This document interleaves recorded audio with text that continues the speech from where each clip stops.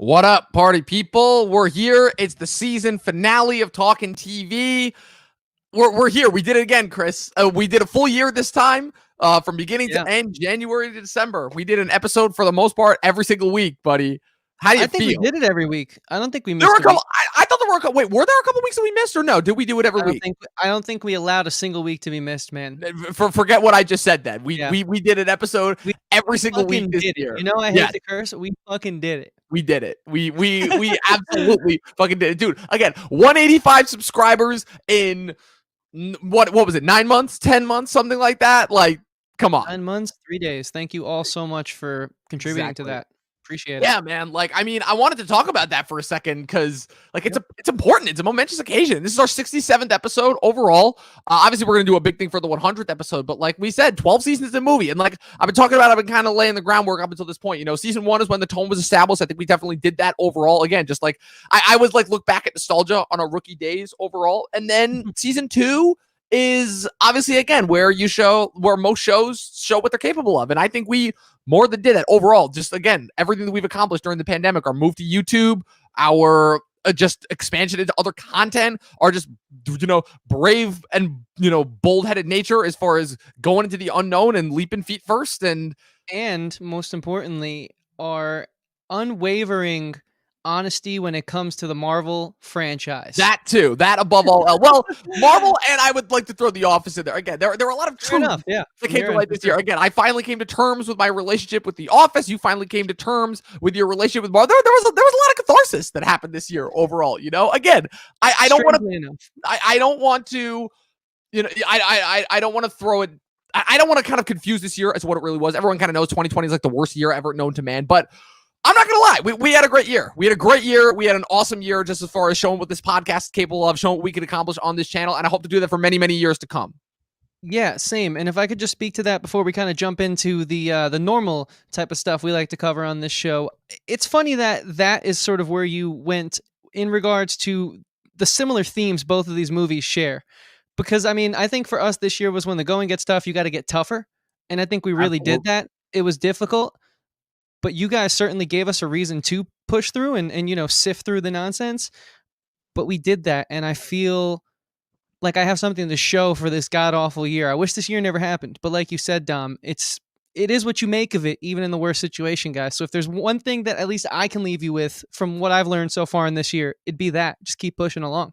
It's funny because everyone that I've heard talk about, they're like, oh, it's so boring. There's nothing to do. I just work and that's it. I go from my bed to my desk to do my online job and that's it. I'm like, bro, I've been getting up at 6 every morning for the last 4 months, going to work 8 hours, coming back and just doing nothing but podcasting. Like, literally to the point where this last week, like these last couple days, like before and after Christmas was like the first like actual real break that I've had in a couple months. And guess what? I feel great about that because guess what? I'm going to clue you guys in. I'm going to get a little philosophical here for a moment, so bear with me for a second. Human beings need purpose. I mean, I feel like that's kind of safe to say as far as just overall just our understanding of us as a species. We need purpose. We need things to get us out of bed. There was a reason why whenever people are unemployed, they are more laggy and they don't get as much stuff done.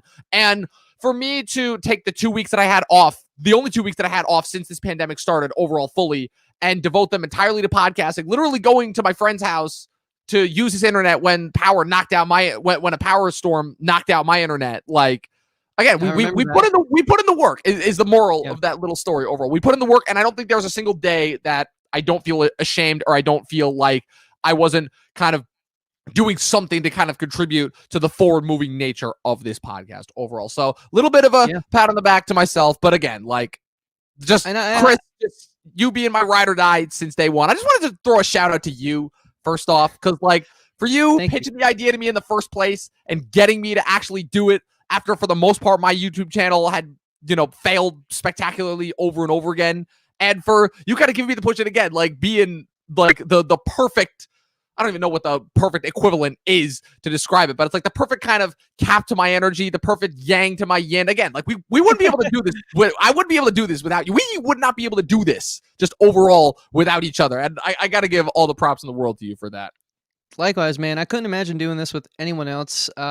Dude, that's the thing. Like, how many bands have I been in that have gotten signed and then I've restarted? It's just creative endeavors to be an artist, independent creator, it takes a lot of time and energy. And I definitely loved your first YouTube channel. That's the main reason why I want to do this with you. I thought you were more interesting than the normal guys who just, they give just the mainline opinion. They're afraid to deviate from what everyone else is saying because they want to be accepted, and you never did that. And so you inspired me in a sense to find a whole new avenue of creativity that I love. I never thought being a critic, being a critiquer, commentator could be so rewarding. It's such an art form that I was just so blind to. So you helped me find like a second passion that I never thought I'd find outside of music, man. And like you said, I can never do the show with anyone else. So I also want to commend you. I appreciate you so much. And I love working with you as a team. And hey, man, we got this fucking beautiful community now that Yes, we do. is one of Yes, the we most, do. the best thing I have in my life right now, honestly. I mean, it's Outside of funny my because family I and go dog. back and look at those comments that like some of my most viewed videos on my old channel got, and I'm like, oh God, why would I even want to do this if I just have to sit here and deal with these types of people all day long? But like, being on this channel has definitely kind of informed me of like the positive sides of YouTube and the internet, and that for all of the darkness of the internet, there can actually be some light. So I just wanted to say, again, a quick shout out and thank you to all of the people who, just have been there for us since day one. All of our collaborators, all the people who faithfully come back to us every single time we go live. Overall, again, we've got plenty more live streams for you guys as far as that going forward.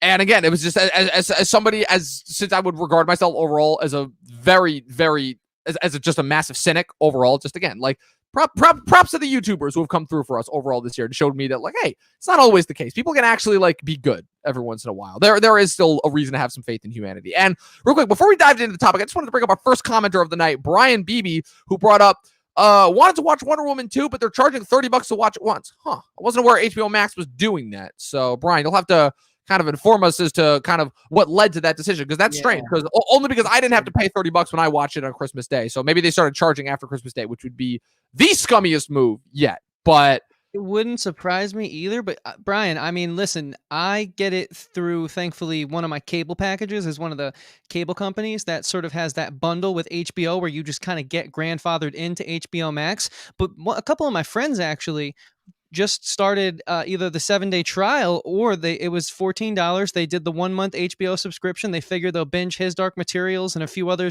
shows that kind of came out this year and make the most out of the month. So I don't know what happened there, man. $30.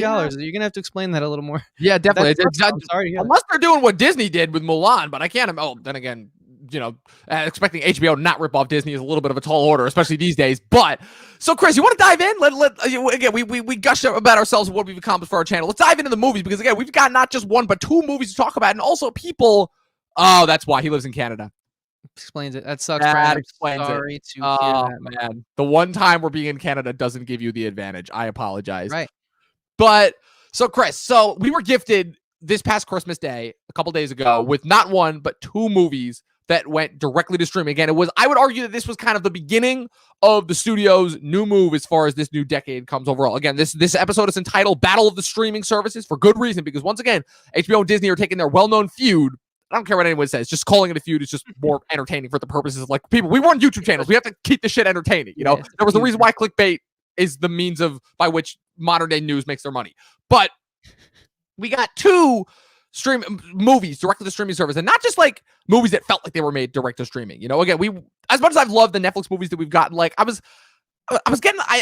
craving a little bit more. I'm like, man, I need that little bit of action and I need that little bit of good animation, because I haven't watched a single animated movie this year since Onward overall. And so we got these movies both dropped on Christmas Day 2020. You got HBO Max, Wonder Woman 1984, and on Disney Plus you get Soul, the brand new Pixar movie. And my thoughts as far as these two movies go, just so the people know the structure of this episode, we're going to talk about Wonder Woman first, and then we're going to talk about Soul right after that.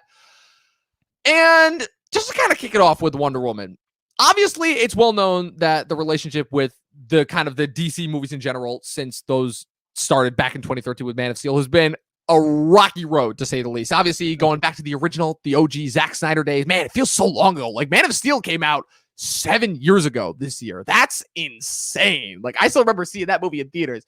But it's a rocky road, to say the least, as far as getting to kind of the path that we're on now. Snyder immediately followed it up with Batman vs. Superman, which was followed later that year by David Ayer's Suicide Squad, which kind of tanked the overall progression of the DCEU at that point. And then it was followed up by the precursor to this film, Wonder Woman, which again, smash hit. Everybody loved it. Followed a couple months later by Justice League. Everyone was pissed off because they claimed to, so pissed off to the point where we ended up getting a whole fan campaign for yet another Snyder Cut, which we've already talked about multiple times. And then that led to kind of this year-long break that kind of led to like this weird transition point that DC has been in these last couple of years where they've released some canon movies, I guess for lack of a better word, some non-canon movies overall. They've kind of just been like playing around with genre. Again, you followed it up directly with DC, Worlds of DC movies, Aquaman and Shazam. I feel like a lot of people's thoughts on that were mixed. I personally liked those movies, didn't really love them overall. It's followed up by The Joker, which was a movie that was not canon, but again, was a mid-budget level adult movie that made $1 billion and was nominated and won several Academy Awards. So there's that. And then they followed up, obviously, this year, starting off with Birds of Prey, obviously pre-COVID, pre-everything that was going on. Man, Chris, remember when the title of Birds of Prey was one of the biggest things to talk about? Remember that?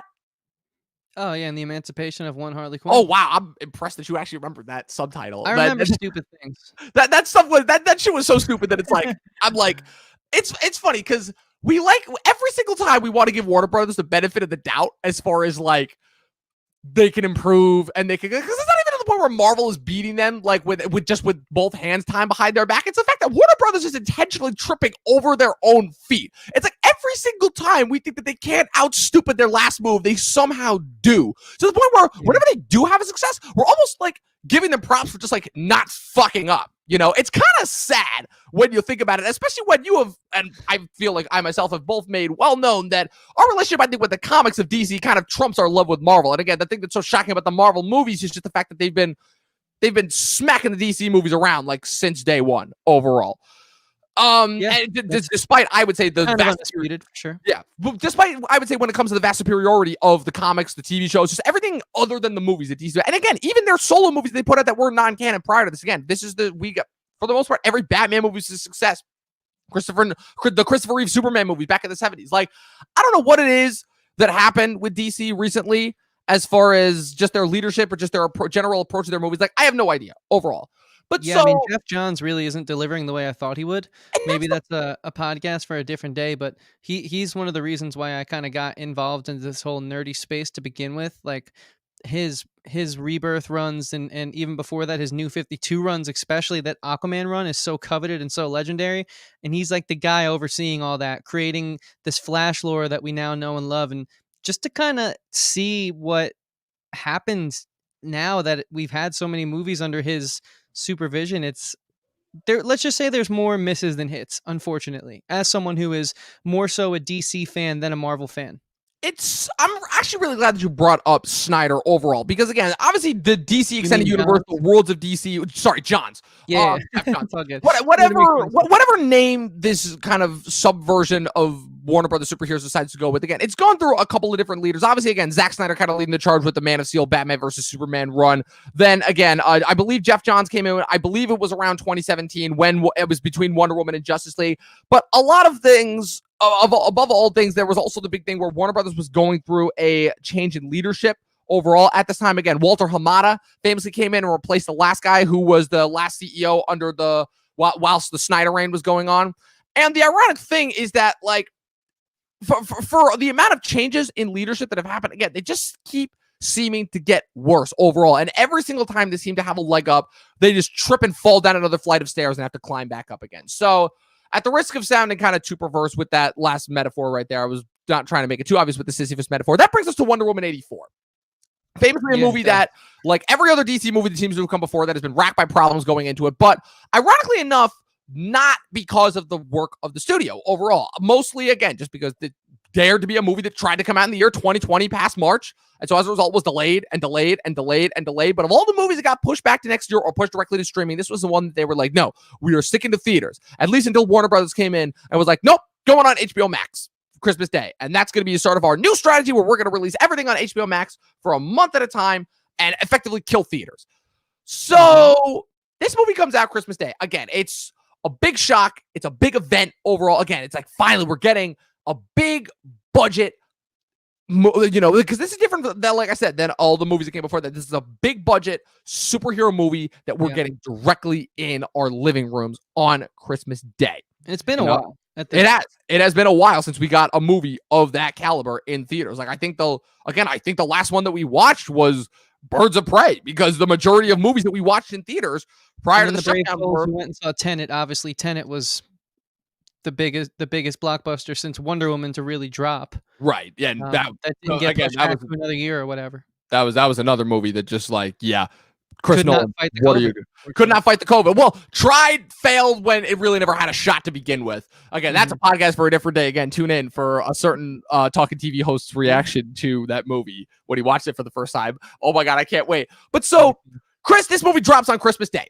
and everyone is anticipating. I remember, obviously, my family were raring to go after the presents were open. They're like, all right, we got HBO Max finally, because I've HBO Max, ironically enough, right around that time, finally made the deal with Roku so we can get the app on Roku so we can watch it on TV. We turn on Wonder Woman 84. And Chris, what were your thoughts with this movie?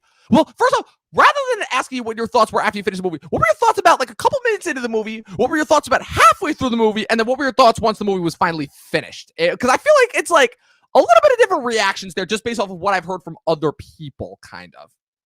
Yeah, I mean, the opening sequence is safe. It eventually went on to do nothing to enrich the story. There was no amazing callback with that character moment where we see young Diana sort of competing in this triathlon, and of course we see her win, spoiler alert, but she doesn't win the honorable way.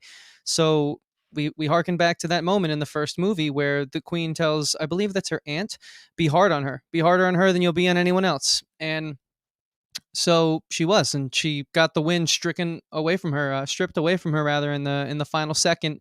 And I thought, okay, cool, it's familiar. I liked the first film. I don't think the first film was incredible by any means. I think it was as close and safe as you could play it, but it worked out because Gal Gadot is very charming in this role, or at least was. We'll get into that. And Chris Pine was a very strong, sort of fish out of water storyline, enlightening her on the way the world works type role, and they had a great chemistry in that first film. So it starts off super safe, and it refamiliarizes you after it's been 3 years with the Wonder Woman setting, which is cool. I mean, I was not thrilled with that creative choice, but it certainly wasn't the poorest of creative choices they could have made. So needless to say, I was feeling curious and hopeful, as I think most people should if they enjoyed the first one, or at least didn't hate the first one. I feel like the jury might be out on that one.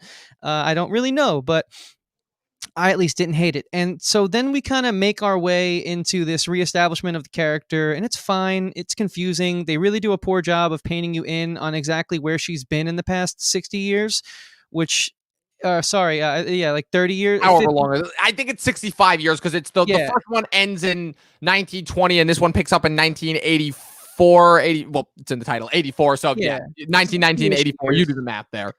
And which is fine because, I mean, we know the character. She's made other appearances in the DCEU since, so we at least kind of aren't left without context where we're like, what happened? It's been 3 years since I saw that first movie, and I'm just thankful for connective universes sometimes because we are at least like a little more familiar with her than I think audience would normally be, with especially how this goldfish mentality, it's here today, gone tomorrow. But it was a weak kind of start. I mean, she obviously was in the typical first act, just kind of getting you reacquainted, corny jokes, lightheartedness. That's all fine. You kind of expect that from these formulaic films. Obviously, it's not like the Marvel formula, but DC, these action films, I did a Mission Impossible binge, they all hit the same beats. You hit the beats you need to hit. It wasn't the greatest, I'd say, execution within this formula, this template. Nonetheless, it still hits it. Anyways, we established the villain. It's obviously Pedro Pascal. It's not the greatest at this point. So I'm feeling kind of tepid is the word I'll use going into the second act. The second act hits, and it's just like, if we got barely any exposition in the first act, don't expect any at this point. The second act. Yeah, don't expect any at this point. I feel like I'm going to start to sound like Pat here, but this is where I wanted to get up and start cleaning my room and throw the movie on in the background, but I knew that was a little too premature, and to give my all to this podcast right now, I simply could not do that. Needless to say, the second act was tough to not pick up my phone and go on Instagram. It was tough to not text my friends back. It was tough to not see what YouTube notifications were going off. It was hard to get through, but I honestly can say that I focused on it. until the third act came, where it all, in my opinion, falls apart. And we're obviously going to get in and dissect this thing further, guys. I'm just kind of trying to hit Dom's points he gave me. This film just really falls in on itself. I've never seen something implode. I've always wondered what it looks like. And now I've seen that. And it's so sad because, again, there is charm here. There is potential here. But they just failed to execute. And I'm not the guy who came up with this. I actually wanted to see what the big dogs were saying because I have a point to bring up with the major pre-embargo reviewers later on. Something I've kind of realized, but then I kind of forgot because we haven't gotten a blockbuster in a while. That kind of recame into my memory that I wanted to say, Dom. I wanted to say this later on this time last year. Then COVID hit. But Jeremy Johns pointed out that the CG was already bad. Anyone with eyeballs can point that out. But Hollywood does their famous thing where they make it dark so you think it's not as bad. And it's just at that point, I hate to say it. My pillowcase had a bit of dust on it. I recently rearranged my closet. I got up there and I dusted it. I was like this. I was like trying to watch my TV while dusting. And I just, dude, this movie, you walk me through your three phases because I don't want to steal the show. Walk me through your three phases because it was a frustrating ride. All right. Well, first off, you already get more credit than me because you managed to say two through the second act. Like, I mean, for me, the fact that I didn't walk out the minute that Kristen Wiig walked out of the screen here, I'm like, props to you for that. Because, okay, so here's what I'm going to say about this first and foremost before I actually get into my thoughts is that it became abundantly clear in this movie that this movie was kind of following along the same track of Aquaman and Shazam, where it's doing this weird thing that a lot of the DC movies are doing now, which is where they both are in the Snyderverse, but they're not. Where they go all but acknowledging the fact that they are the same characters and they are in the same timeline that appeared in Justice League overall. Which, needless to say, again, it's so hard to compare movies, superhero movies continuity overall. But again, when Marvel has done how many movies now and they've made their chronology and overall continuity look flawless, it just makes other superhero franchises, just knocks them down a peg. And the fact that this movie expects me to believe that this took place in 1984, in those 100 years that happened between the first Wonder Woman and Batman vs. Superman and Justice League, and we're still expected to believe, oh, wait, Superman's still the first hero and nobody's ever seen a hero. That's like, but again, that has nothing to do with this movie overall. So I'm going to kind of try and leave those opinions out the, not here. And so I start this movie, and I'm not going to lie, at the opening scene, I didn't like it, but it wasn't the worst thing that I've ever seen. Like, again, I'm like, I knew exactly what the movie was going for, just as far as showing, it's like, oh, she's going to have hard choices to make overall. And then, like, once we get through the first act and everything, I'm like, this is stupid. And I've seen this before, but this is like, I'm just like, it's whatever overall. And you know what it is? Again, because it wasn't really a three phases step to me. Like, I didn't have kind of the, oh, this is whatever to, oh, God, why do I care to, oh, God, what is this movie? I didn't really have that reaction, weirdly enough. I was kind of the opinion where it's like, okay, we just get this. And I kind of have to watch it for the sake of just being on the internet in general. But again, I know it's so hard to kind of take this, kind of overall on its own versus the overall DC continuity. But the thing about the first one that felt so refreshing is, again, it had the benefit of coming off of a batch of movies that had been really bad. Like for the lows that this movie hit, Batman versus Superman and Suicide Squad were like just rough points. Not just in that film canon, that at the time brand new film canon, but just like to be a superhero fan who had sat through garbage movie after garbage movie after garbage movie, and you finally get, again, Marvel had finally gotten a good kickoff as far as showing, okay, no, superhero movies can actually be good, and then DC comes in and almost tanks it, as far as I'm concerned, just their own chronology, with arguably a batch of better heroes, and Wonder Woman comes in, and Wonder Woman is so refreshing. I'm not going to say because it's safe, but because it's able to kind of take all those familiar beats and actually kind of utilize them well. With this movie, on the other hand, it kind of slid into those safe routes and kind of made its mark there, for lack of a better word. It was like, oh, the 80s are popular. We're going to shove that in your face. Oh, Donald Trump is popular. We're going to make the villain a Trump-esque figure who's secretly a pathetic loser, but really wants overall power. Sure, that's an easy thing to do. Oh, we're going to literally give the only other important female character in this movie the Jamie Foxx storyline from Amazing Spider-Man 2. And kind of this faux attempt at, portraying feminism compellingly, right? Again, at the risk of sounding kind of too, at the risk of sounding like kind of too anti-feminine. I just wanted to put that out there overall. And I don't think you did. It was forced. It was forced. And then for the movie to end and to try and pretend like it's important when really it's got the same half-cocked, half-baked message of be kind to everyone, don't lie, tell the truth. It's like, God, I'm not 9 years old anymore. Like, I'm sorry. Like, and again, I don't want to throw too much flack at it because, again, this is a superhero movie, and superheroes ultimately are not designed for people our age. It just doesn't help that a majority of the people who, for whatever reason, just ended up gravitating towards these movies once they finally started to become good, happened to be in our age range. And so as a result, the studios have constantly tried to play this card of trying to make superhero movies appeal to all age ranges and all demographics. And again, the Marvel movies seem to have been the only ones that have been able to do that. And this movie, I'm not going to say was trying to do it, but at the same time, like, it's very clear to me that, like, that this movie is being aimed at a very specific demographic. And I think probably the only surprise that I can say after this, after seeing this overall, is saying, okay, I'm actually surprised that this movie got more mixed reactions than I was initially going to be led to believe, if that makes any sense. It does. Yeah. I just think, and if this is kind of where I wanted to speak about the pre-embargo reviewers versus the people like us who kind of, we play the game, but we don't really get the exclusives yet. Hopefully one day we get there, but like, we're not getting the streamers or the screeners. Sorry. Streamers is a music term. We're not getting the screeners. This means the same thing in the music world as a screener Same from difference. the studios.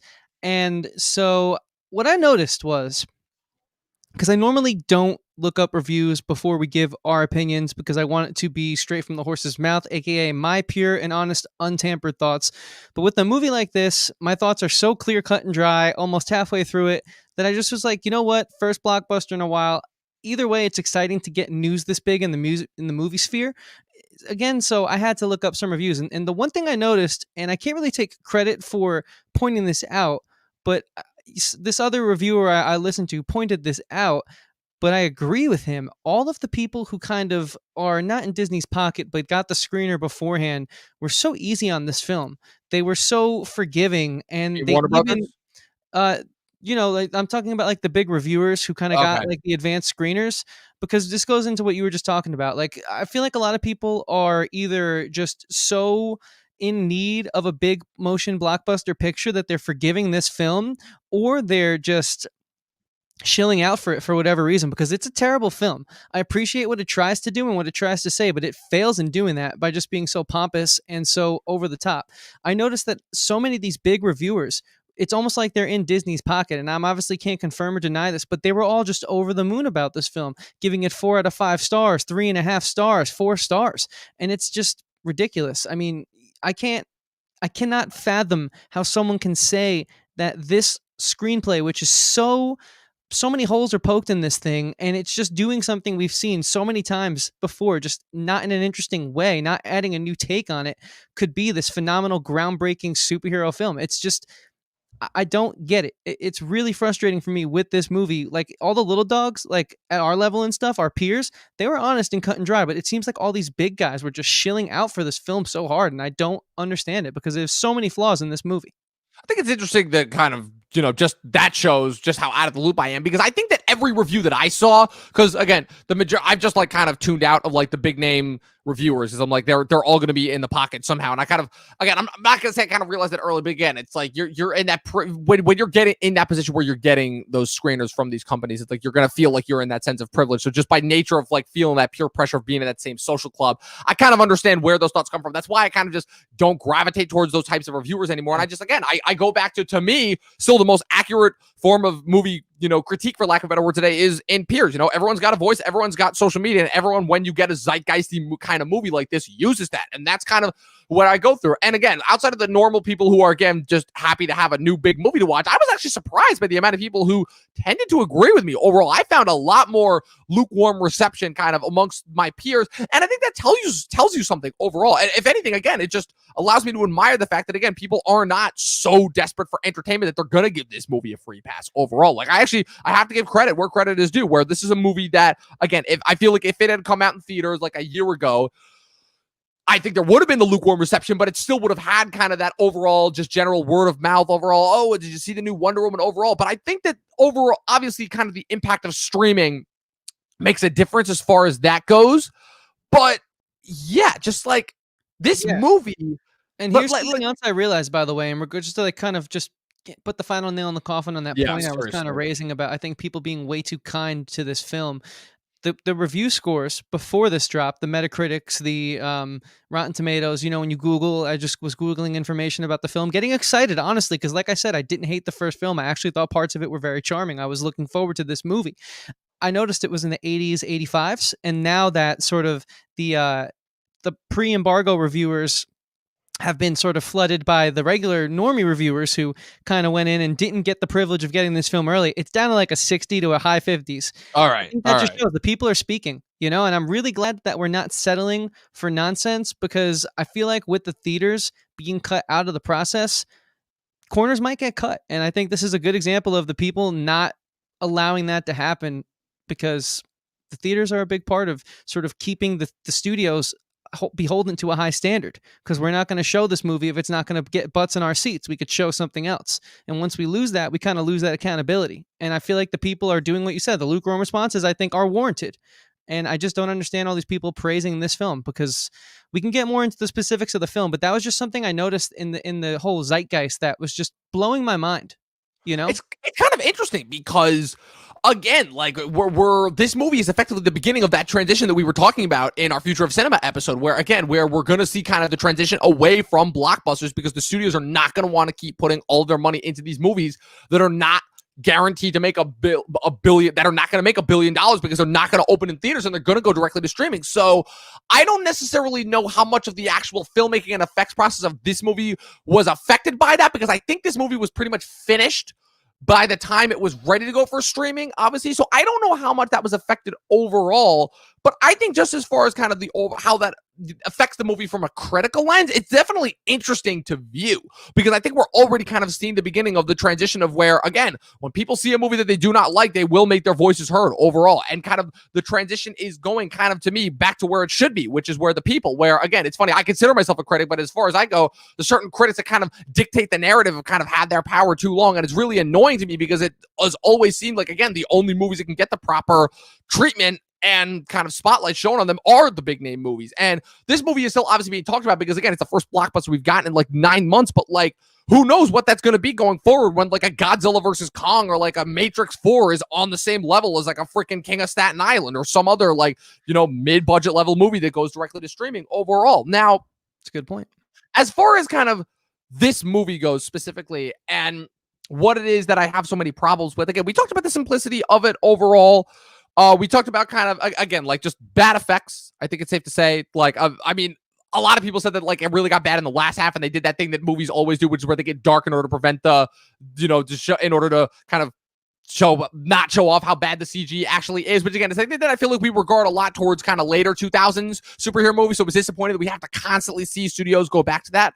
But for me, like the biggest thing that shows its hand here is the repetitive nature, how the idea is, Diana is pining over Trevor. So what are we going to do? We're going to bring back Trevor overall. Again, like the ideas that the movie is going for are not bad ones, but ones that we've definitely seen before. It's like, bro, why are we effectively getting the Aladdin treatment, but like if the genie was the bad guy, That's effectively what this is, because the premise of this movie revolves around this item called the Dreamstone, which is another remnant or something of some ancient Greek mythology overall, that basically, again, it's exactly what it says. It grants people's wishes, but obviously at a cost. It factors into that kind of big allegorical thing of where, if you make a wish, you have to trade something in return. And that brings in Diana into conflict with her two villains that we have, that being, of course, Barbara Minerva, aka who will become the Cheetah by the end of the film, portrayed by Kristen Wiig, and Pedro Pascal's Maxwell Lord, famously a very, very, popular and effective and rather dangerous villain,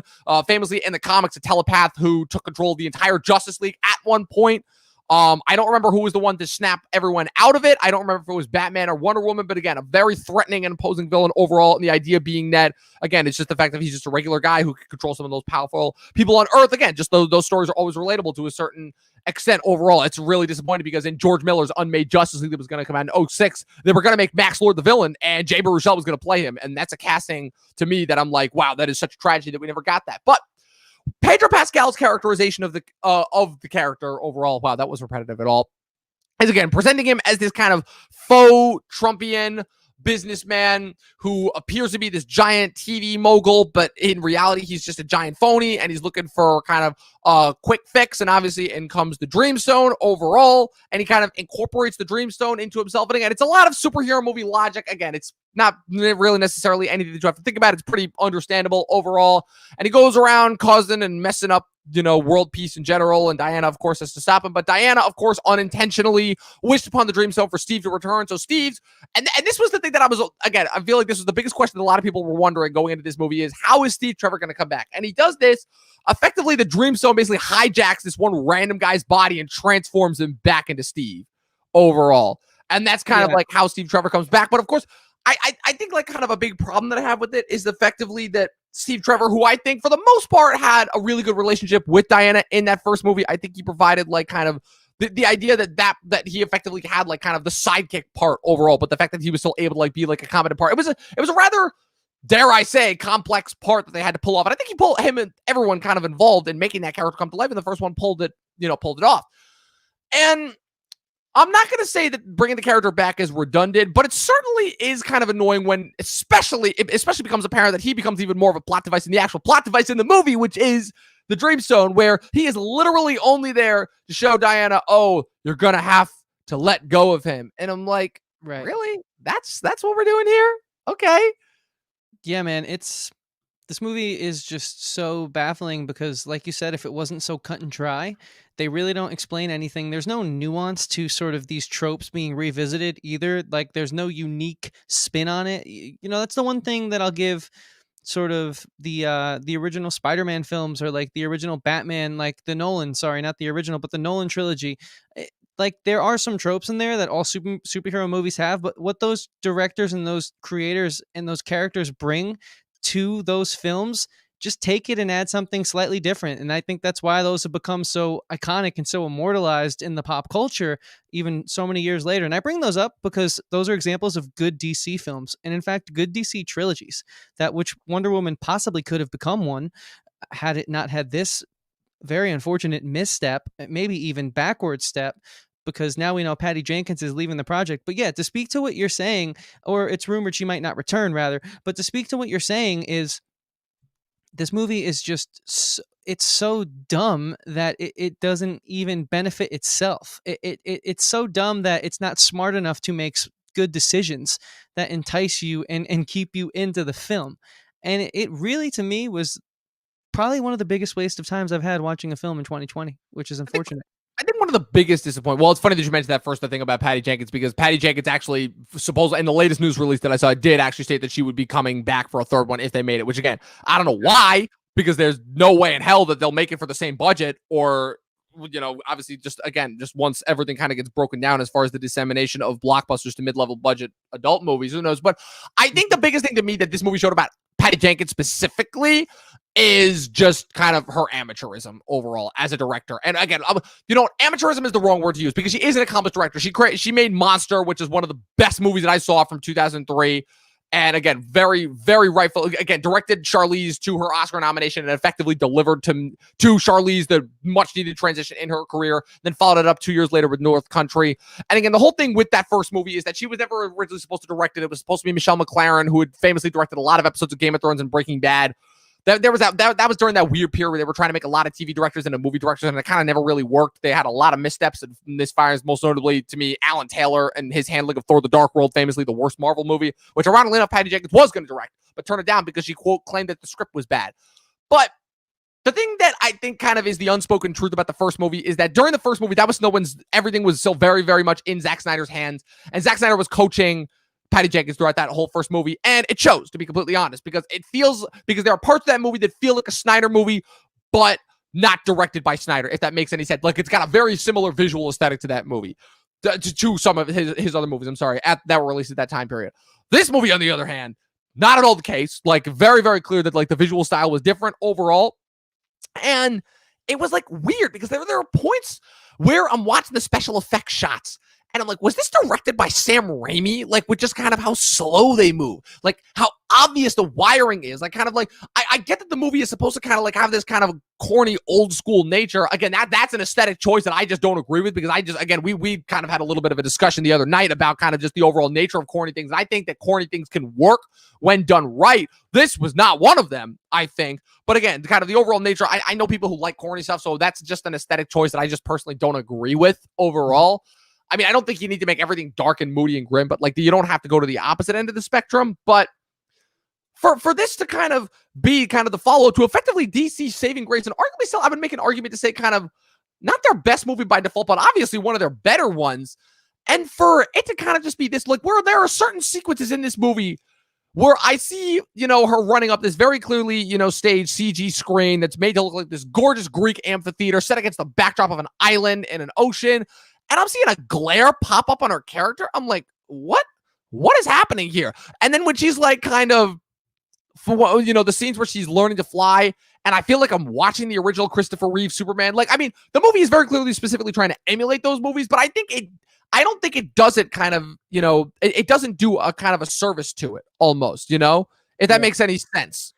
I agree 110%. I mean, I've heard the mall scene, people were like, oh, well, they were trying to create sort of that, like, very whimsical action sequence that a lot of the 80s films had. And I'm like, okay, you could say they were trying to do that, but they, in my opinion, failed to do that. Instead, they just kind of wasted our time. It was boring. We've already seen her at the full grasp of her powers in the other film, and we could have just sort of cut some of the fat there. And this film, to what you were saying, this film just, I mean, it's a shame because they had 3 years to make it, but it really seems like they needed a lot more time in the developmental phase. And hey, look, the one thing I was thinking is maybe the way it reads is so much better than it was executed and shot and produced. I believe that. I could believe that, but I don't think it reads that much better either. It's such a corny principle. We need to see what we have, because then we realize that what we have isn't worth giving up.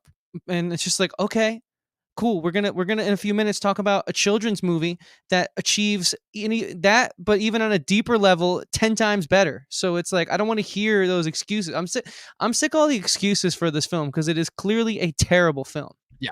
And that's kind of where I wanted to wrap up my points talking about this movie, because I did very much want to jump into Soul, and I think I made it most apparent to you that I'm like way more excited to talk about that movie.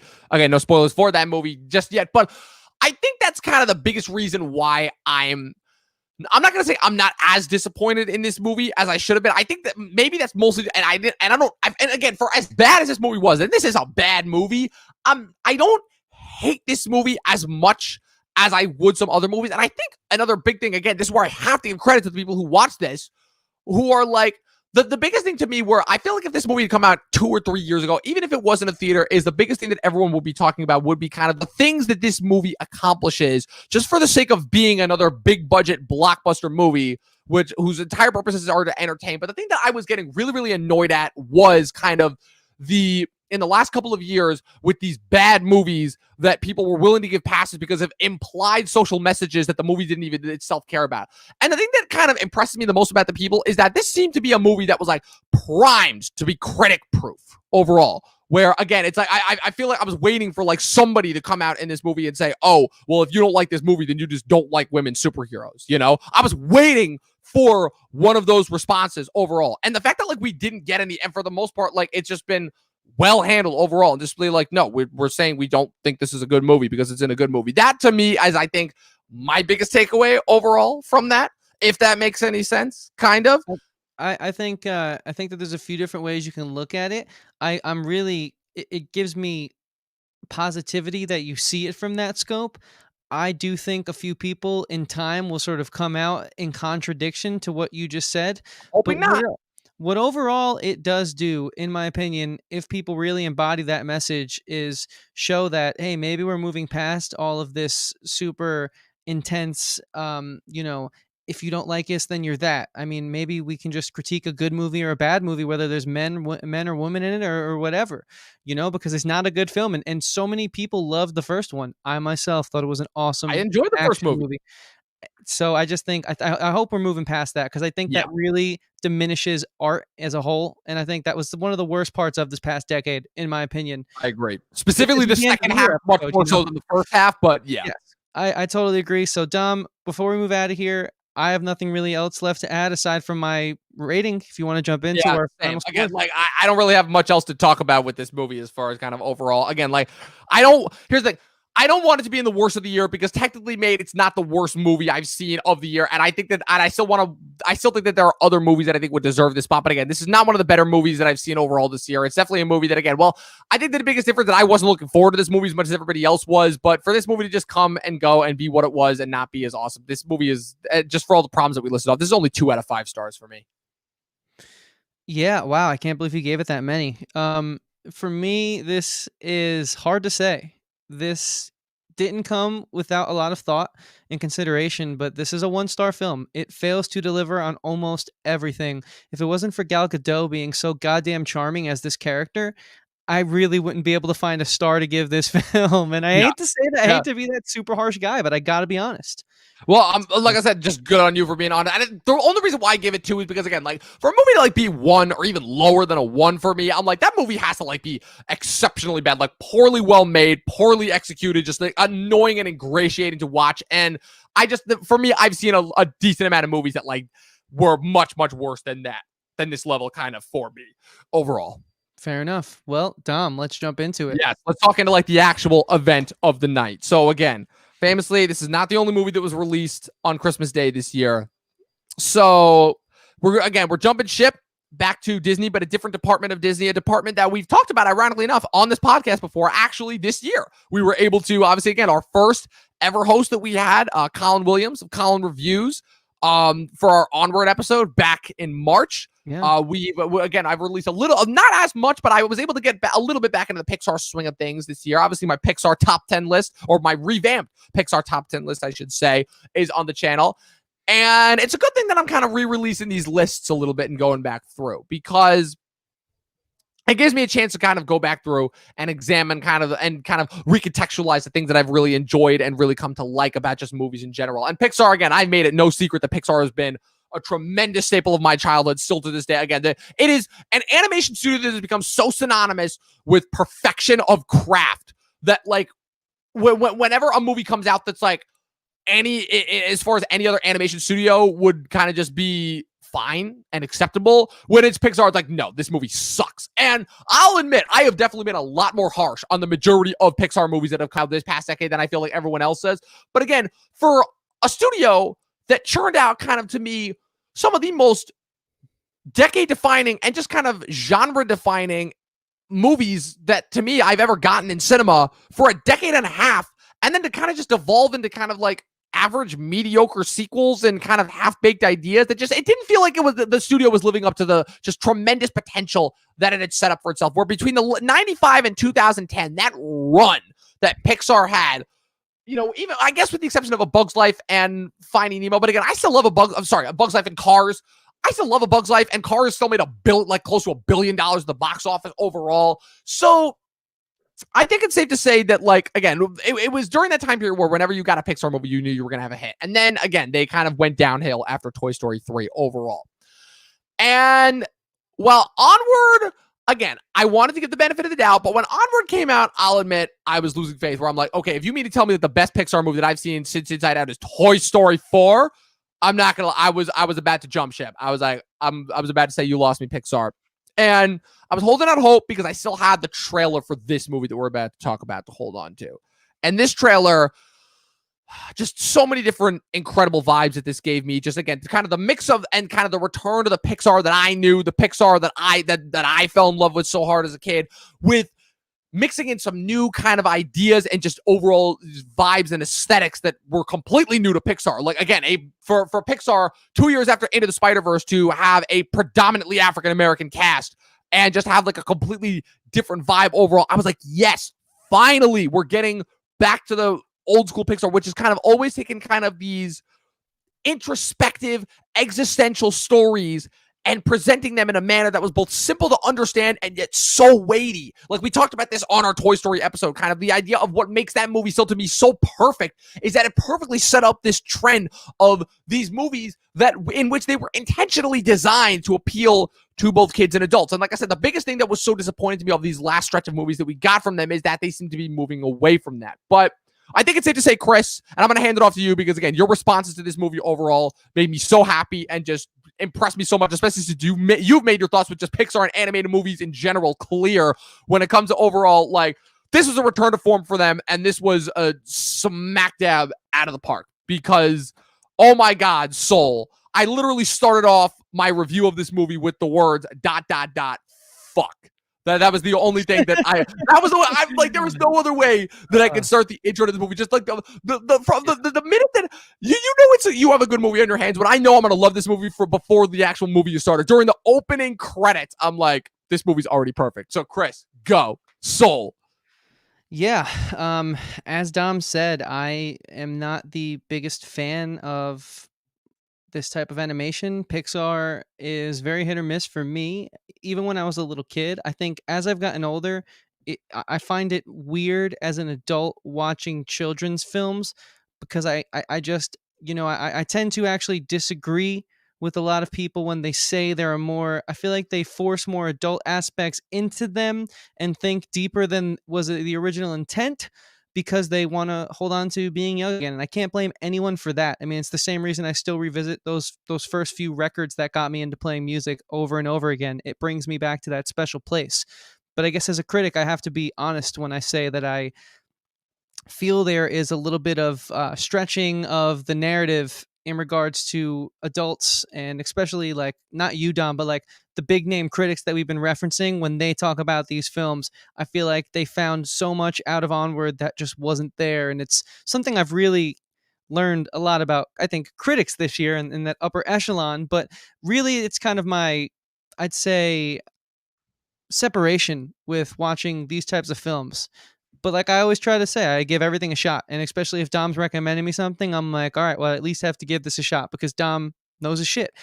And I am so glad that we are covering this movie right now because this film, like you said, from something about like just like the first few seconds, you're going to Yeah. like it, which Yeah. never really happens to me. I don't understand how. I'm trying to wonder if it's this magical, mystical color palette that they found that hasn't been used since ancient religions, or if it's like, I don't know, the shapes and the way that they animate them. And it's like some mind trickery because it's just so mystifying and captivating from the gates. And I don't understand it. But my initial reaction is, what's not to love about this film? Yeah. Yeah. It's, oh man, I don't want to, for the purpose of not gushing about this overall, because again, just like so many emotions that I felt, just kind of alleviation, just again, just happiness overall, that it's like, oh my God, Pixar can not only be good, they can still be fucking incredible. Just so many things that I want to give props to this movie overall. Just again, it's soft, melodramatic nature. Again, the thing that I loved about those Pixar movies, yeah, those early Pixar movies were funny, but even when Pixar was at its most emotional, it was so beyond subtle for animation, which is something that is so atypical of animation because most animated movies by nature seem to be geared towards being as poppy and flashy and as in your face and as attention getting as possible. And when you have a story where the characters, I would say, still are energetic, but like when you could just, the thing that I love about Pixar movies in general is that you could just get lost in the background. Like I was rewatching Ratatouille the other day, and that movie, as far as I'm concerned, is art. It helps that it's a movie about cooking and following your dreams and passion overall. But that is a movie that I could watch that movie over and over and over again and just go through every single background detail. And the same that I could say about kind of WALL-E, any of the Toy Story movies, Finding Nemo, Inside Out. Like that to me is part of the magic of Pixar overall. And this movie, among many other things, brought that back. And again, just kind of brought me back to that place of like, again, like I attribute kind of my love of movies in general. A large part of that is because of Pixar. And for that movie, this movie to kind of bring those thoughts back, again, is already a tribute to it itself. And again, for this being a movie that, so Pixar is obviously always choosing each movie to focus on a different theme overall. Family has been a big part of that. Just, pursuing your dreams overall and letting your passions dictate you overall. Again, like they had that little bit of a weird trip into kind of, go in that Black Mirror direction with WALL-E overall, and like kind of continuing that with which is like, what does your life kind of come to mean? And they kind of had that little wrap up with Toy Story 3. And then you almost kind of dipped into that with Inside Out, where this movie seems to be kind of the next step in those couple of movies that have been coming out, where it's asking kind of, what is life? What are human beings? What kind of what is it kind of that we're here as a species to uncover? What is it kind of, what does it all mean? Is there meaning overall? And this movie kind of takes everything of those last couple of movies, but also kind of everything that like Pixar's been doing since its inception with Toy Story, right? Because that very existential nature is something that's been around since that first Toy Story, and kind of brings it all to light in this pitch perfect story that combined a guy trying to fulfill his dream to all the limits and constantly being at odds of being stuck in kind of the mundane average life, and kind of having to see the beauty of it by going on this existential quest in which his soul is literally separated from his body, so that what's it called, and kind of seeing kind of, for lack of a better word, the things that we can't see in this kind of very cleverly created world, entitled both The Great Before and The Great Beyond, which basically is kind of the manufacturing ground where souls can go to Earth and live life as humans before they die and eventually move on to the Great Beyond. And he ends up kind of in this tutoring position with this one soul that has kind of just been floating around the Great Beyond for the better part of like 100,000 years. Who knows how long she's been there, named 22. And kind of their journey that they go on together, wherein he kind of has to almost rediscover the meaning of life by trying to get this soul to actually understand what it is that life is all about. And for this movie to be about all of that and still be just as entertaining, just as funny, just as clever, just as introspective, and just overall as endearing as so many other Pixar movies that I've seen before that, Wall-E. What? Like that's just how I say it, Joe. I thought that's how it was pronounced overall. Again, like I want to gush about it for days. Just the animation and how absolutely freaking incredible it is. All of the technicals, again, Pete Docter for directing, Ken Powers for co-directing and co-screenwriting. Oh my God, the score. I mean, again, I've gushed enough about Reznor and Ross this year, but fuck me, they do it again. Like not even a month after Mank, which was a score that I had to go back and revisit because I just didn't get how good it was the first time. And then they arguably do it again with one of the most understated Pixar scores for a genre of movies that are already known for being, with scores that are known for being understated. Like, I gotta stop or else I'm gonna keep going on a gush rant because goddamn this movie. No, dude, you're 100% right. It is a masterpiece. I mean, I don't use that term easily. I don't even know if I have used that term yet on our show, so I'll use it now. I mean, this film fires on all cylinders. It works at the strongest possible level that it can in every aspect. There's a few things that really stood out to me. This character, man, Joe Gardner, right? Yeah. That's his name. Voiced by Jamie Foxx in the best voiceover performance of the year.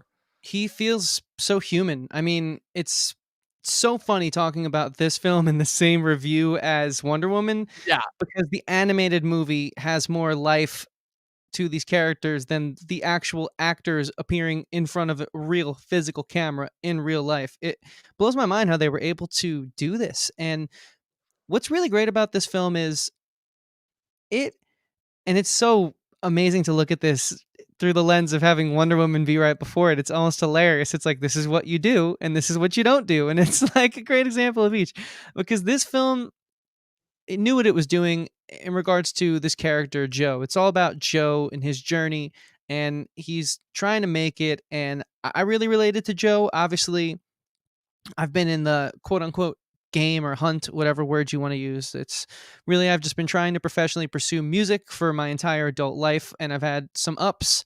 And obviously, in the music industry, there's always 10 times more downs. And so I really, off the bat, related with Joe. I understood where he was coming from. It's tough to walk away from something that is your whole identity.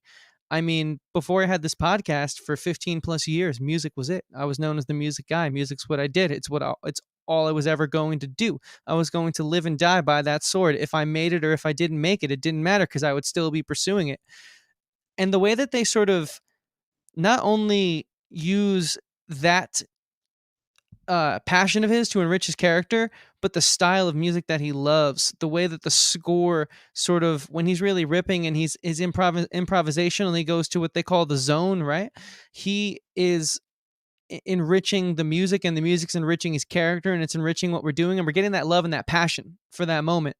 But when he's down and out, you see it in his playing, when he's sitting there in that piano scene right before the the grand climax finale, when he realizes what he has to do is give 22 a chance. He plays those notes from the piano, and they're so somber, but it's still really good because he's a top tier, amazing musician. He just has had this change of heart. And it's just so like every little musical tidbit that they incorporated in this film enriched the narrative. And I think a lot of musicians out there would probably agree with me, especially those jazz heads who can get more out of it than I can because I come from more of a rock and roll background. I mean, there were so many just looking it up, different motifs and themes and callbacks to famous musicians and who have played the half note, which was a famous jazz club in New York City for years. It was the one of the premier spots in Manhattan to play. If you played at the half note, you were on your way to something big and great. And I mean, those pictures on the walls in the half note apparently were pictures that were up there when I looked it up, and apparently some prominent figures have played there. And it's really cool to see how they nailed every aspect of it, but also what this movie did, talking about playing to its strengths. And I'll turn it over to you, Dom. They had Atticus Ross and Trent Reznor do the sort of more synth style scores, but they actually had a modern day contemporary jazz musician, John Baptiste, compose the jazz music, and they mimicked his finger movements and his guitar playing, and they really I mean, they didn't mocap, but they really paid attention to detail. They recorded him playing, and it was almost like they mocapped it. So I was just thinking to myself, I was like, wow, that is so accurate. Like, I wish Guitar Hero did this back in the day because those motions look terrible, and I still love that game. Imagine if they paid that much attention to detail. It's so funny. So this movie just does what you want to see in filmmaking, where it leaves no stone unturned because they clearly respect the story they were given. It makes me again just kind of I'll use this word, hate everyone that diminishes the ability that animated movies have to appeal to everyone, that just because for the sake of it being animated, and animated movies are always kind of classified as being kiddie fare for whatever reason. That's just kind of the origin of animation. I widely said I don't like that, nor do I agree with it, but it's whatever. But the thing I think kind of my biggest takeaway from this movie was it does what Pixar does best, which is taking this idea of everything that kind of we experience it in real life and coming up with this kind of, for lack of a better word, kind of fantastical, out of this world allegory for it, and presenting that in the context of kind of the characters going on, for lack of a better word, the traditional adventurist aspect. Again, like, be it, again, we've said it, toys, bugs, fish, and superheroes, talking cars, rats, robots, the list goes on and on. Again, the biggest thing was, again, they're giving emotions to actual literal emotions. And Pete Docter, again, who is, to me, has been behind some of the absolute best and most introspective when it comes to the Pixar movies, famously having done his contributions to the Pixar canon are obviously Monsters, Inc., Up, and Inside Out, famously. And this movie, again, as kind of the spiritual successor to all of those movies, and again, the capitulation of all of that, it takes so many different things that just people deal with on a daily basis. Again, kind of that overall, again, besides that existential feeling of your place in the universe overall, just doing what it is that you love, feeling whether it is that you actually can be accepted. What is the point of actually being accepted? Like, is it kind of better to be accepted and compromise, or just deal with the utter disappointment, but while at the same time, kind of having that understanding that at the very least you never had to be hurt in the first place. It's dealing with depression. Like, Pixar to me has always been one of the best. Specifically now, again, it's one of those studios that just seems to have matured with the audience who grew up with it, where it's dealing with, kind of different personifications of depression and midlife crisis and all. Like, this movie is balancing a lot. I even had this written down as a point where it almost, and I've never once said this about a Pixar movie at all, because I think that Pixar does a very good job of handling that balance between kind of, be just enough for adults versus for kids. Like I said, the biggest shock for me when I rewatched The Incredibles was seeing that argument between the parents there, and like literally feeling like I was watching, like, I'm like, okay, I'm not watching an animated movie. I'm watching a movie about a couple having a midlife crisis right now and having a marriage potentially fall apart as a result of it. I'm like, this is not kid stuff at all. It is only classified as kid stuff for being in an animated format. And this movie to me, just with everything that it's saying, like, we're the point where they literally just random drop the hell word, literally to the point where it's like, yeah, that shit doesn't even matter. Like, that's literally just kind of our conception. That's a conception that human beings came up with in order to kind of balance out and kind of get through life overall. And the fact that they just kind of just like, basically in a movie for kids, just being like, yeah, it is what you make of it overall. If you want there to be an afterlife, there is. Cool. That's kind of focusing a little bit too specifically overall on what this movie is going for. But what I had written down is that it almost feels a little bit too existential to be a kid's movie, But then after that, I had written immediately under that, it kind of makes that the perfect kids movie overall. Because again, kids, they're going to see some gorgeous animation and they're going to hear some fun music and they're going to see a couple of characters that are just going from random bits and places, having fun, going on a crazy, wacky adventure, and then, having that big get together moment at the end. But again, this movie to me, and the reason why I say it's more so like old school Pixar is because, again, the thing that made old school Pixar is the fact that they always had that self-aware nature to them of understanding that these would be stories that people would come back to over and over again. The inherent idea of rewatchability has always been there within cinema itself, because the idea of the cinema itself is that it's supposed to be a memory. Therefore, people can go back to it in order to get kind of an understanding of a different perspective of a time that they may have never been able to, experience themselves. But Pixar, to me, has kind of always been aware of that in the films that they've made. And there's a reason to me why, of all of the animated stories that I've gone back to, these ones to me always felt like they matter just a little bit more. And for this movie to kind of take all of that into account and arguably be at, there's a very strong argument to say that it's possibly the best that it's ever been when it comes to just presenting specifically that source material. Like, oh man, just... Yeah, no, I totally hear everything you're saying. I actually thought about the sort of existential nature of this film as well. And I think that I do disagree with the one sentiment you said, where in regards to that might bode well for children, because I think that there was a point in time where I had to pause this film and actually sit like for the first time ever really and process something that had just been put in front of me on the screen. And obviously I can't pause in a theater. So not to say there hasn't been other impactful moments like this in cinema, but for the first time in a long time, I paused when he's at that nightclub. He just played his first show with the singer Dorothea, and she says that line about the fish being in the ocean and the older fish saying, "Aren't you already here? You're not enjoying the moment," essentially. And it took me a while to really understand what she was trying to say there. And so I do think that, considering this film was specifically designed for kids in the nature of Pixar and the spirit of what they do, I do think that unfortunately they fail in that regard, but it does still hit in as many of those lovable notes that they have the adorable cat companion, the funny little hijinks in the second act that give you that Pixar feel. That I think there is still something here for children, and I'm actually kind of jealous of kids, because I would love to grow up and sort of take this film with me throughout all the different various aspects of life. I feel like this is going to be such an amazing companion piece to kids who really latch onto this, that rewatch it throughout the rest of their lives, man, because this film has so much growth in the journey that Joe goes through. And I think it's like a fine wine where you wait to crack it open, because if you can just wait those 50, 60 years, it's going to be amazing when you actually get into it. So for these kids to be able to get to go through all these different stages of growing up with this film, I'm so jealous of them for it, man, because they're just going to be like, when I was a little kid, that moment with the cat was just so funny where he's talking to his mom. But now I realize that's such a bonding moment and such an important change of heart and a realization between a mother and son. And it's just, I'm almost jealous because it's so well done. I do think it does, however, fail in regards to sort of doing the brilliant Pixar dance of being for adults and children at the same time. However, I do not think that diminishes the film by any means. Yeah, I mean, I'm going to disagree with you just by nature of my bias towards Pixar. Yeah, but like, this was a movie that when I started watching this, again, like a lot of other animated movies recently, again, I've been kind of doing the works with my niece. My niece is 2 now, so she's at the age where she can like kind of begin to understand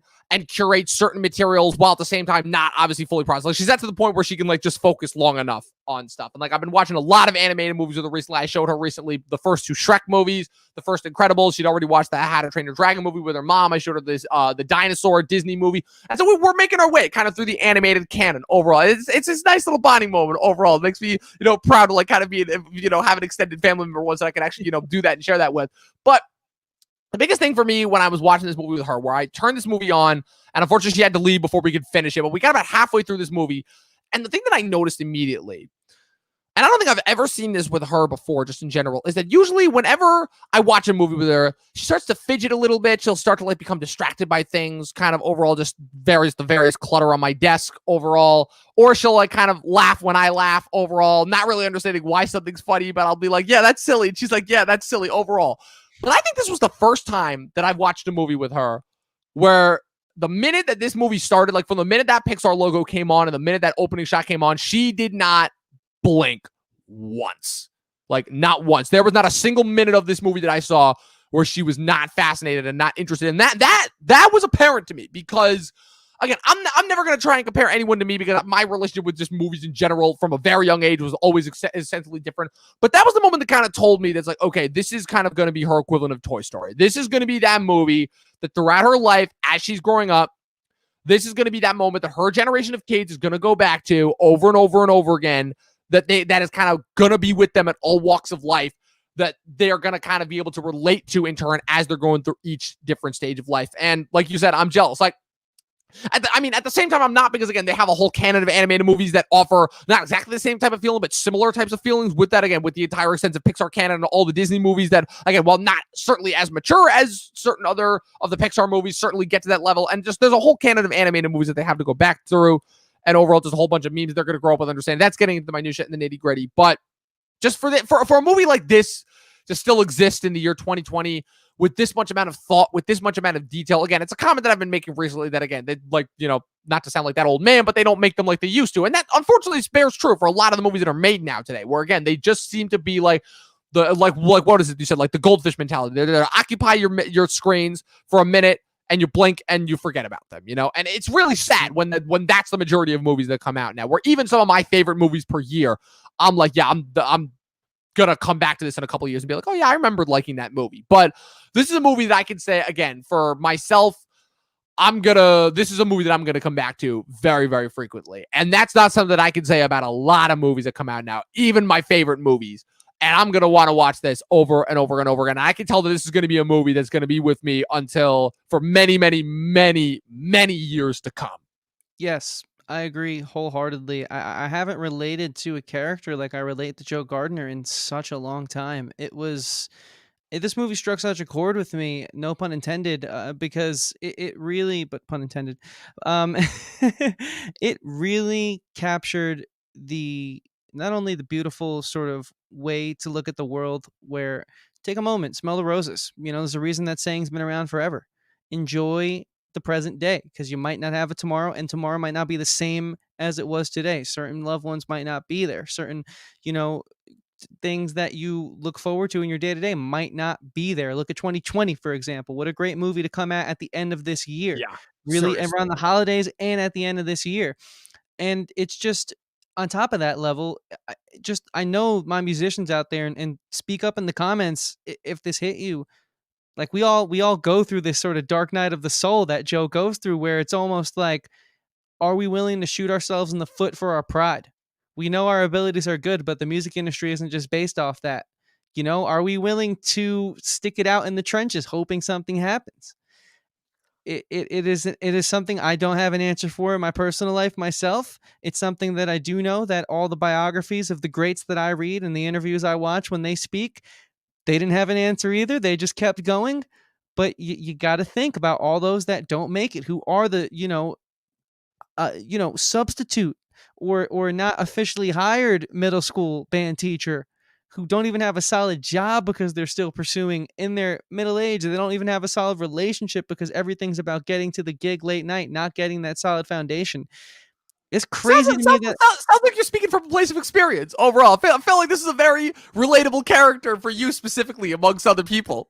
I think it's something that, like, me and a lot of my friends think about. By no means am I at the age where it's like, ooh, I am this guy, but it's nice to see the harsh realities of pursuing any creative career not be romanticized, and to be done in this type of medium, in this film.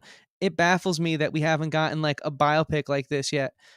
Like, where are all the great music biopics now? I gotta ask, where are they? Because now they've all gone down a peg watching this film. It's just, that's how masterful this movie is to me, that it makes me have to reconsider almost everything I've seen in regards to like the musical realm and character studies and just writing in general. It's airtight in my opinion. Yeah, it's just animated movies, are a genre that I hold in especially high regard for a lot of specific reasons overall. And for this type of movie to come around in a year like 2020, and for it to kind of elevate that just the next step that was just needed again. Into the Spider-Verse to me was really the last movie that I saw, was like really elevated, and like every year I'm always waiting for that. I'm like, okay, I know I'm gonna get like 4 or 5 animated movies a year now because we're spoiled and everything, but like when's gonna be that one animated, that real kicker that's really gonna like kick me right in the heartstrings? It was Into the Spider-Verse in 2018.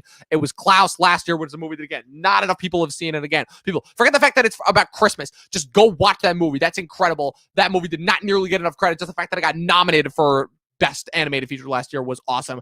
And this is the movie for that this year. It elevates animation. It elevates story. To me, the reason why I'm about to give this movie the rating that I am about to give it is for the reason that this just elevates storytelling, which is just what I want from every movie. I know it's a tall order, especially now in just a modern day blockbuster economy of movie making in general, and just the fact that it's just your fact that there are too many movies made now, so not every movie can be as important as I would like them to be, and not every movie can be as well made as I would like them to be. And it always kills me how people always fall back in the excuse of, oh, well, it's just a movie, just enjoy it. I'm like, no, not when movies have told me that they can be like this. So why in the hell would I want everything else to kind of just be this mediocre garbage, you know? But this movie elevates storytelling to me, and this movie elevates cinema, and it elevates kind of my relationship and my kind of endearment towards movies. And in a year that was so crushing beyond belief, and in a year that was constantly kind of reminding me, that was giving me so many different reasons, I should say, to not continue to pursue my passion and to just give up overall, for a movie like this to come around and offer just the antithesis of all those feelings that I was having, and offer up just such a beautiful recapper of everything that I just love about life in general, and just this great little kind of flashback to my childhood, while also kind of containing this bright lapse of what the future could be. I am wholeheartedly I am wholeheartedly of this opinion when I say this is a 5-star movie, which I don't even think I gave a movie last year 5 stars. And keep in mind, last year we had Parasite, Once Upon a Time in Hollywood, Uncut Gems, Klaus, and The Irishman. And I don't think I gave any of those movies 5 stars. This is a 5-star movie for me.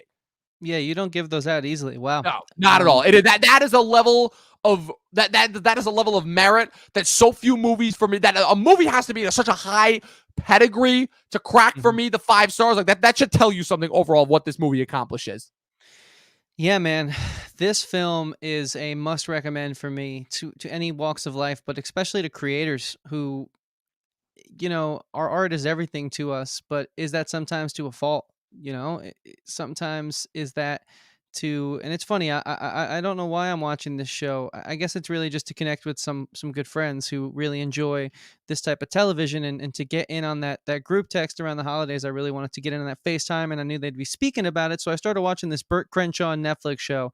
And in one of the episodes, he has Caitlyn Jenner come on the show, and Burt Crenshaw's father was a huge track and field guy. Caitlyn Jenner famously won back in the day, like out of nowhere, the ultimate come-up victory in track and field.